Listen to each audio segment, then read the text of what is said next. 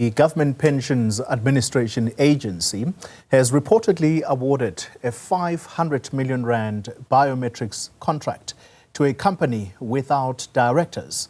News 24 says the acting CFO, Khaile Molebatsi, committed the State Pensions Administrator to paying 521 million rand to LCS Technologies, which is in the process of deregistration. Well, let's talk now to News 24's investigative journalist, Sikonathi Mantshantsha, who joins us via the virtual platform tonight. Mr. Mantshantsha, good evening to you. Thank you, as always, for your time. This is a story, quite a lengthy investigative report, which I have gone through. For viewers who may not be familiar with the story, let's try and sum it up in a few sentences. This is a company that is in the process of deregistration.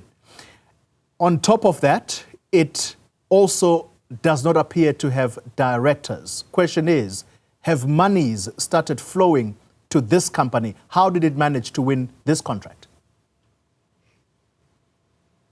Good evening and to the listeners. The money has indeed, some of the money has indeed been paid, 43 million rands in total in 3 deposits for 4 invoices that went through to the company.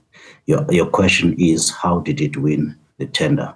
There was an advertised tender for biometric systems, which really helps the Government Pensions Administration Agency to know it is talking to the right person in terms of its beneficiaries when they make contact with the organization.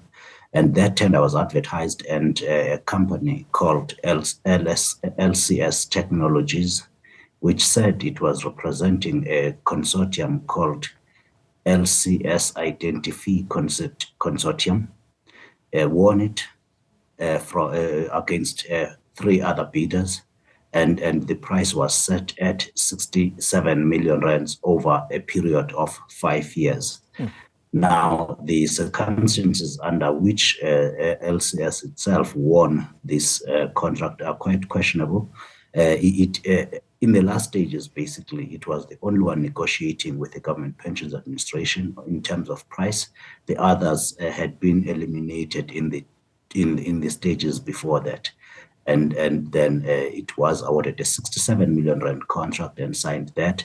But a year later, the acting chief financial officer of the Government Pensions Administration Agency entered into another contract because the contract he had negotiated, I'm saying he because he's the only person whose signature and name appears on the negotiation of the contract, had made a provision that said the GPAA will or reserves the right to add other services should it have other requirements to the contract. And that need arose last year in May, when Mr. Molebatsi, again alone, acting alone for the Government Pensions Administration Agency, signed a contract worth 500 million rands, adding to the 67 million rand. And for this contract, there were no tenders. A strange thing is the contract is exactly the same as the contract that was already in place for 67 million rands. So some very fancy duplication work here going on, Mr. Mantshantsha. Let's then try and make the viewer understand the importance of this pensions agency. So GPAA, the understanding is that it administers 3 trillion rand in pension assets on behalf of civil servants, basically government workers. Now, it does this on behalf of the Government Employees Pension Fund, which is the GEPF. Have they said anything about the way that these monies are being used? The Government Pensions Administration Agency was formed by the government in 2010 for that purpose, which we have just described. It was to take over the administration of the pension services of civil servants whose funds are managed by the Government Employees Pension Fund. it took over and it has to receive its mandate because it is managed through a management agreement with the government employees pension fund, which must pass and approve its budget and major transactions. The GEPF did not approve this transaction. The GEPF knows nothing about this transaction, and the GEPF asked the Minister of Finance when a similar questionable deal had been done in July, asked Mr. Godongwana to please place the Government Pensions Administration Agency under the control of the GEPF, which the minister did not respond to. The GEPF has also declined to talk to me. It said we have our processes and we are dealing with this through the Minister of Finance. And the Minister of Finance has now instituted an investigation because News 24 has, since the beginning of August, been publishing a series of articles which at this point, with this particular contract, the damage in terms of exposure of the GPAA's money, which is cash belonging to civil servants, current and former, has amounted to 1.7 billion rand that has been placed at risk through these contracts that appear irregular and most of them fraudulent. Finally, Sikonathi, the GPAA already, as you say, is under severe scrutiny by yourselves through these investigative reports and all of this wrongdoing that you seem to have discovered. It was on the 22nd of August that the CEO was placed on suspension by the finance minister on the back of the very series of reports. Now, the understanding is that National Treasury has seconded an official to now run this entity because its CEO is suspended. Do we have any indication as to what National Treasury is likely to do with the latest series of reports? Only I do not know what National Treasury will do, but as you have said, the Chief Executive, Kidibonim Olgamadi, has been placed on suspension on the 22nd of August. This follows the reports that we have been doing, as I have said, since the beginning of August. We need to point out that the Finance Minister, to whom the CEO of this agency reports to directly, has been aware of these allegations since at least the 6th of June, when the GPA's own audit committee had actually formally requested the minister to conduct a forensic investigation to these allegations and these contracts, and the minister did not do that. When we started publishing the stories, then the suspension has happened. Now, all of the transactions have to be part of that investigation.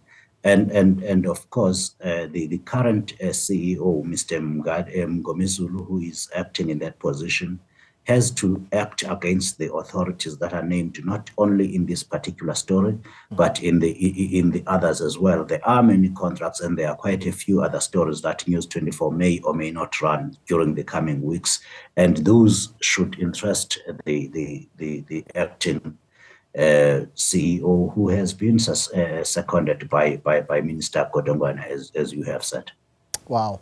That's a very interesting statement. I was about to let you go, but now you've said something that immediately sparks interest, and that is that the minister has been aware of this, but it's only when you started publishing these series of investigations that he then places the CEO on suspension. Are you inferring that there is something suspicious, or the finance minister himself should be viewed with suspicion in this regard?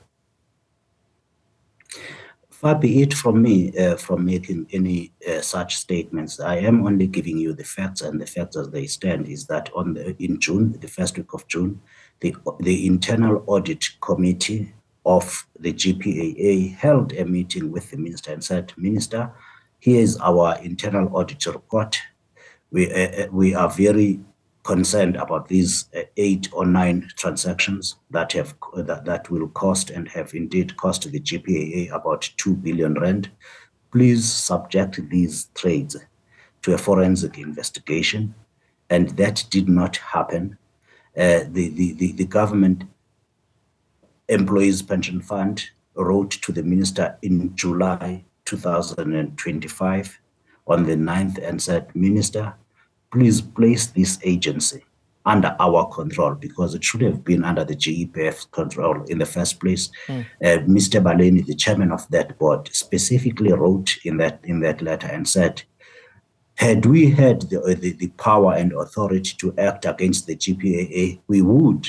The most concerning thing, probably, is that the Government Pensions Administration Agency has direct access and signing powers on the government employees' pension funds bank accounts, and therefore it does and can withdraw money as it pleases. There are no checks and balances. And Mr. Baleni in that letter said, we are actually considering their access to our bank account, restricting them from this bank account, at which point they now do have free reign on it. The Minister of Finance did not act on all of those. There were serious and formal requests and recommendations pointing out the transgressions that were happening at the GPAA, and Mr. Kotongwana did not act until the 22nd of August. Of course, we know that in terms of the senior management handbook, which controls state-owned entities, the authority to discipline senior management in these organizations, such as the GEPF itself and indeed the GPAA, lies with the state president. We are aware that the state president did give Mr. Kotongwana during that week in August the authority to actually institute disciplinary proceedings against Ms. Madier, and that is why she was suspended on the day. But the chief executive of an organization has their senior management reporting to himself or to herself, in this case to Mr. Mgomezulu. So that should not wait for whatever investigation Treasury has instituted. The current chief executive, who is acting now in that position, has the authority and the power to actually stop what is going on, should he be willing. And the minister seems now at least pressed enough to be able or to want to do something about it. Interesting indeed. Thank you very much for clearing up all of these issues. Sikonathi Mantshantsha is an investigative journalist with News 24. And of course, if Minister of Finance, Mr. Kotongwana, you are watching this very interview, you're welcome to talk to us if you feel that your name has been mentioned in a manner that is perhaps suspicious. You want to clear up these issues.